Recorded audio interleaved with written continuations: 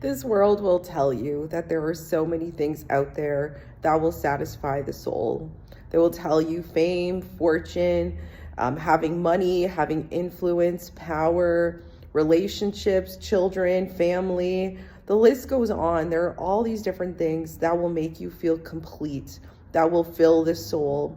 And the Bible actually says, what does it profit a man to gain the whole world and lose his soul? You could have everything on this earth and still lack the most important and essential thing, which is salvation, a relationship with God.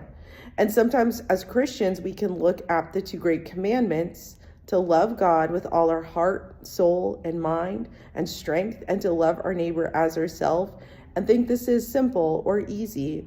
But in fact, loving God in that way means loving him above everything else. And a good example of someone who didn't master this, who didn't get this, is Solomon, a man who had everything, who was given all of the money that he needed. He had all this influence, all this wisdom, and yet he loved God, but he loved women more.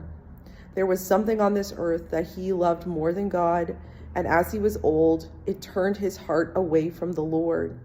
And ultimately, Solomon lost the kingdom as a product of that through his son.